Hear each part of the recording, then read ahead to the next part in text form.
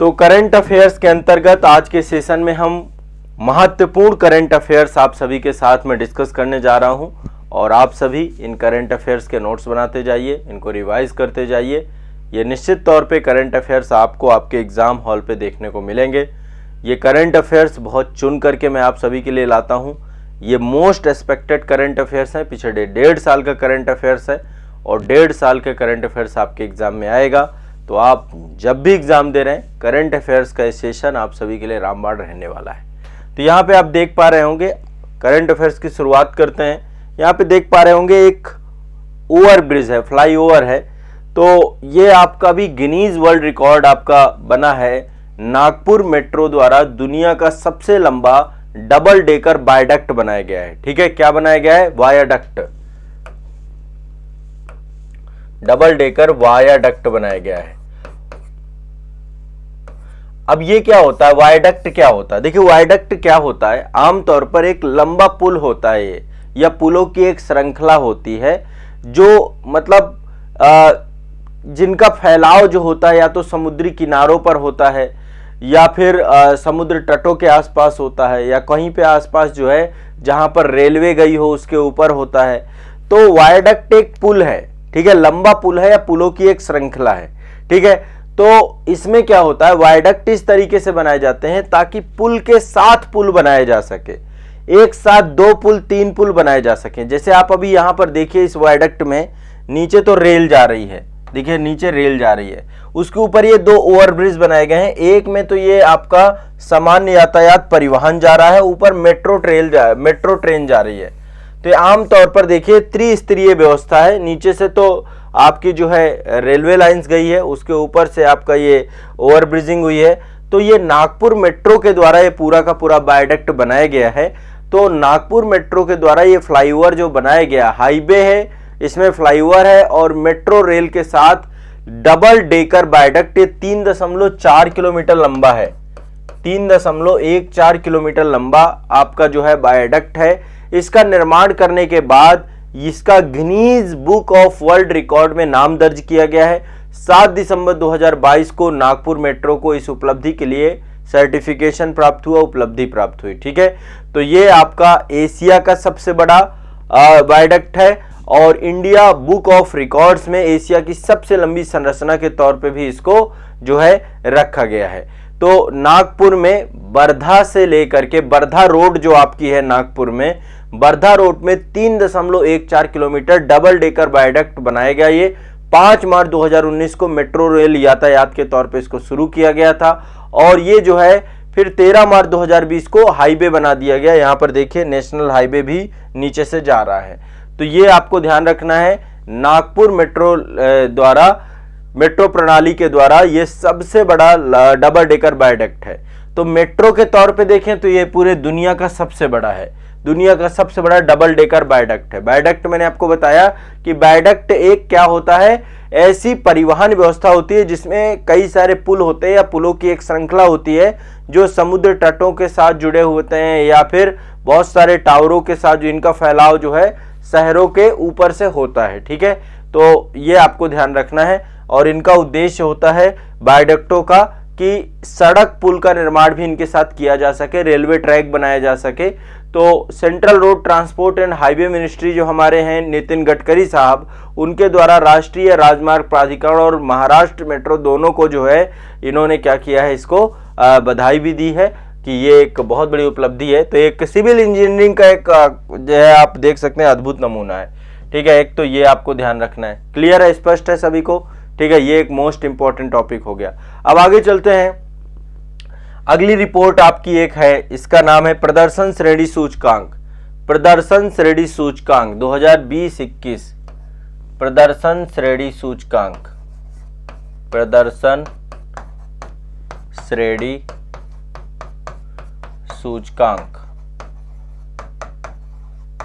2020-21, प्रदर्शन श्रेणी सूचकांक 2020-21। ठीक है, स्कूली शिक्षा एवं साक्षरता विभाग शिक्षा मंत्रालय के द्वारा इसे जारी किया गया है। अब देखिए ये जारी क्यों किया जाता है, इसका अल्टीमेट उद्देश्य क्या है, किसने जारी किया? शिक्षा मंत्रालय ने। ठीक है, इसका उद्देश्य होता है कि पहली बात तो शिक्षा से जुड़े हुए डेटा आ जाएं, आंकड़े आ जाएं, ताकि शिक्षा से जुड़ी हुई नीति का निर्माण जो करना है उसके लिए सभी को गुणवत्तापूर्ण शिक्षा सुनिश्चित हो सके, पाठ्यक्रम और सिलेबस में सुधार किया जाए। ठीक है, तो जो सिलेबस है, सिलेबस में सुधार हो सके, सिलेबस में सुधार हो सके इसमें। ठीक है, प्रदर्शन श्रेणी सूचकांक 2020-21 में पाठ्यक्रम में सुधार किया जा सके आपका, और गुणवत्तापूर्ण शिक्षा सुनिश्चित कराई जा सके। गुणवत्तापूर्ण शिक्षा, गुणवत्तापूर्ण शिक्षा सुनिश्चित हो, गुणवत्तापूर्ण शिक्षा सुनिश्चित हो और पाठ्यक्रम में सुधार हो सके। प्रदर्शन श्रेणी सूचकांक जो आपका है इसी कारण से जारी किया जाता है। ठीक है, क्लियर है, स्पष्ट है। अब देखिए इसमें कई सारे स्तर बनाए गए हैं, कई सारे आधारों पे मानक बनाए गए हैं। तो इसमें पहला स्तर जो आपका, इसमें टोटल 1000 अंक दिए जाते हैं। टोटल 10 श्रेणियों में इसको विभाजित किया गया है। कितनी बनाई गई हैं? 10 श्रेणियां विभाजित की गई हैं, 10 श्रेणी। तो जो पहली श्रेणी है, पहली श्रेणी के लिए 950 से लेकर के 1000 अंक मिलने चाहिए, ये पहली श्रेणी है। दूसरी श्रेणी में 901 से लेकर के 950 तक आपके अंक होने चाहिए। ठीक है, ऐसे करके श्रेणियां बनाई गई हैं, टोटल 10 श्रेणी बनाई गई हैं। तो पहले स्तर में तो कोई भी स्टेट नहीं है हमारे यहाँ पे, पहले स्तर पे ना तो कोई स्टेट है, ना तो कोई केंद्र शासित प्रदेश है। दूसरे स्तर पे टोटल 7 स्टेट है आपके, दूसरे स्तर पर 7 स्टेट और केंद्र शासित प्रदेश इसमें सम्मिलित हैं। ठीक है, फिर से बता रहा हूं, दूसरे स्तर पर 7 स्टेट, कौन कौन से हैं एक बार नाम सबके लिख लेते हैं। दूसरा स्तर पे पहले है केरल, केरल है, नाम लिख लीजिए। दूसरे स्तर पे, पहले स्तर पे कोई भी नहीं है, पहले स्तर पे कोई भी नहीं है। दूसरे स्तर पे केरल है, फिर पंजाब है, पंजाब के बाद चंडीगढ़ है, महाराष्ट्र है, गुजरात है, राजस्थान है, आंध्र प्रदेश है। 7 हो गए। फिर से केरल, केरल के बाद पंजाब, पंजाब के बाद चंडीगढ़, फिर महाराष्ट्र, फिर गुजरात, फिर राजस्थान, फिर आंध्र प्रदेश। हमारा उत्तर प्रदेश तीसरे स्तर पे है, उत्तर प्रदेश स्तर 3 पे शामिल है। ठीक है, तो यहाँ पे कौन कौन सी स्टेट है? केरल हो गया, पंजाब हो गया, चंडीगढ़ हो गया, महाराष्ट्र हो गया, गुजरात हो गया, राजस्थान हो गया और आंध्र प्रदेश हो गया। तो इनको शामिल किया गया है आपके स्तर 2 में। क्लियर है, स्पष्ट है सभी को? ठीक है, अभी स्तर 2 में गुजरात, राजस्थान, आंध्र प्रदेश पहली बार सम्मिलित हुए हैं ये। ठीक है, तो ये आपको क्लियर रखना है। सभी लोग, सारे बच्चे, स्पष्ट है सभी को मेरी बात? ये वाला प्रदर्शन श्रेणी सूचकांक देखिए किस लिए जारी किया गया है। ये एक डेटा है ताकि इससे सिलेबस में सुधार किया जाए और गुणवत्तापूर्ण शिक्षा दी जा सके, और ये शिक्षा मंत्रालय के द्वारा जारी किया जाता है आपका प्रदर्शन श्रेणी सूचकांक। तो इसके तहत जो है 10 स्तर बनाए गए। 10 स्तर में पहले स्तर में कोई नहीं है, दूसरे स्तर में 7 स्टेट आते हैं। केरल है आपका, केरल के बाद पंजाब है, चंडीगढ़ है, महाराष्ट्र है, गुजरात, राजस्थान, आंध्र प्रदेश, इतने इसमें सम्मिलित है। ठीक है ना, चलो आगे बढ़ते हैं। नेक्स्ट ये हो गया आपका, आगे चलते हैं। अगला करंट अफेयर्स है आपका। हाँ, अगले करंट अफेयर्स पे चलते हैं। हाँ, ये देखिए यहाँ पे दिए गए हैं ये श्रेणियाँ। केरल हो गया आपका, ये सब ग्रेड दिए गए। चलिए आगे बढ़ते हैं। एक नया गठबंधन बनाया गया आपका, एशियाई पॉम ऑयल गठबंधन। एशियाई पॉम ऑयल गठबंधन बनाया गया, इसको बोलते हैं APOA। APOA ये बनाया गया आपका एक एशिया पॉम ऑयल अलायंस, APOA, इसका अनावरण किया गया है। ठीक है, अब इनको बनाया किसने है? जो एशिया के 5 प्रमुख पॉम ऑयल को और पॉम ऑयल आयात करने वाले देश हैं, उनके द्वारा बनाया गया है। तो देखिए आप समझिए, इसका पहले तो एक आयोजन हुआ था Globe oil India. Globe oil India सितंबर 2022 में ग्लोब ऑयल इंडिया का आयोजन हुआ था आगरा में। ठीक है, globe oil India, Globe oil GLOBOIL, globe oil India का आयोजन किया गया था। ग्लोब ऑयल इंडिया का आयोजन आगरा में किया गया था। कहां पे किया गया था? भारत के आगरा में किया गया था। ठीक है, अब ये आपका एक सम्मेलन जो है विश्व में जो खाद्य तेल हैं और कृषि व्यापार सम्मेलन के तौर पे ये मतलब एक सम्मेलन है ग्लोबल, हर वर्ष होता है। विश्व के अग्रणी खाद्य तेल और कृषि व्यापार प्रदर्शनी होती है, पुरस्कार दिए जाते हैं, सारा सम्मेलन किया जाता है। इसी सम्मेलन के दौरान एशियाई पॉम ऑयल गठबंधन बनाया गया, एपीओए का निर्माण किया गया और इसमें विश्व के जो एशिया के 5 प्रमुख आयातक देश हैं, 5 प्रमुख आयातक देश हैं जो पॉम ऑयल का आयात करते हैं। उन देशों ने, जैसे भारत हो गया, पाकिस्तान हो गया, श्रीलंका हो गया, बांग्लादेश हो गया और नेपाल, इन देशों के द्वारा इसका गठन किया गया। ठीक है, तो ये ध्यान रखना है। क्लियर है, स्पष्ट है। 5 देशों के द्वारा, 5 जो इंपोर्ट करते हैं, भारत, पाकिस्तान, श्रीलंका, बांग्लादेश और नेपाल, इनके द्वारा इसका गठन किया गया।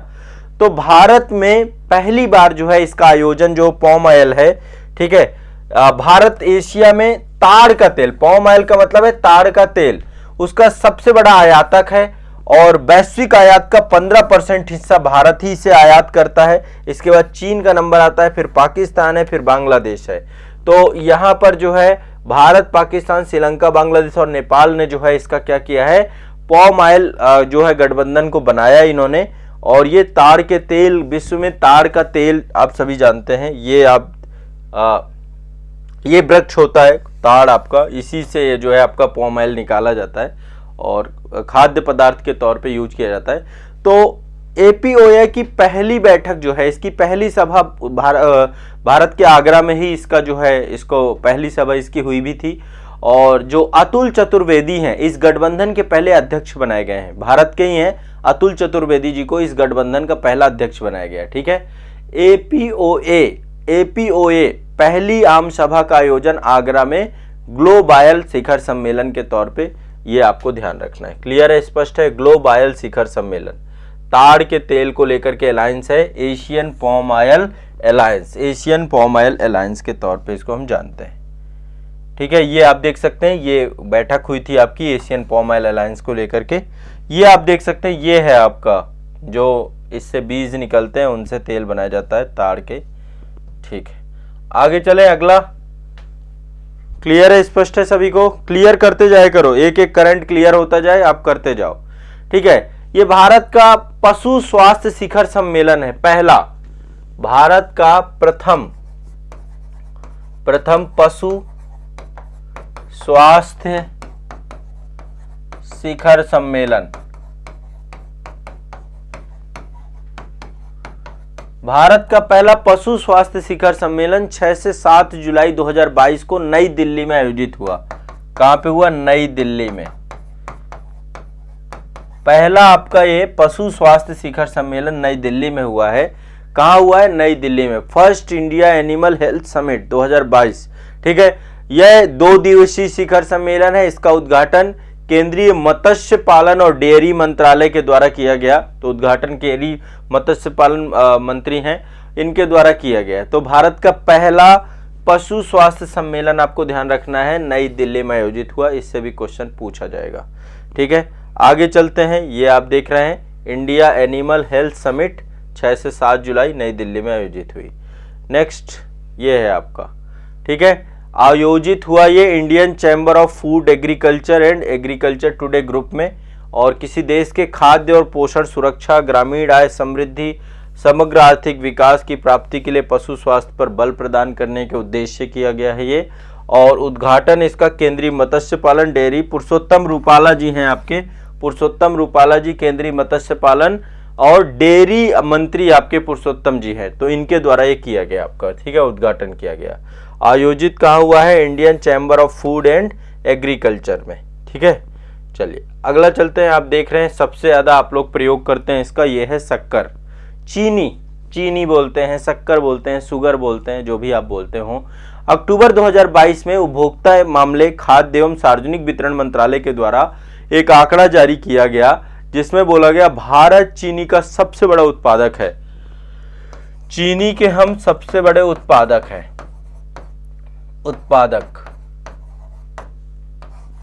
और सबसे बड़े उपभोक्ता हैं, सबसे बड़े उत्पादक हैं, सबसे बड़े उपभोक्ता हैं। ठीक है, उपभोक्ता मामले, खाद्य एवं सार्वजनिक वितरण मंत्रालय, भारत सरकार के द्वारा आंकड़े जारी किए गए, जिसके तहत ये बताया गया कि भारत चीनी का सबसे बड़ा उपभोक्ता बन चुका है और सबसे बड़ा जो है क्या बन चुका है, ठीक है, उत्पादक बन चुका है। दोनों चीजें हैं, सबसे ज्यादा हम इसको जो है उत्पादन करते हैं, सबसे ज्यादा उपभोक्ता, और निर्यात करने में हम दूसरे नंबर पे हैं, निर्यात करने में हम दूसरे नंबर पे हैं, ठीक है, ध्यान रखिएगा, निर्यात करने में हम दूसरे नंबर पे। तो सबसे बड़ा उत्पादक, सबसे बड़ा उपभोक्ता और एक्सपोर्टर हम सेकंड नंबर पे हैं। ये एक डेटा याद करिएगा।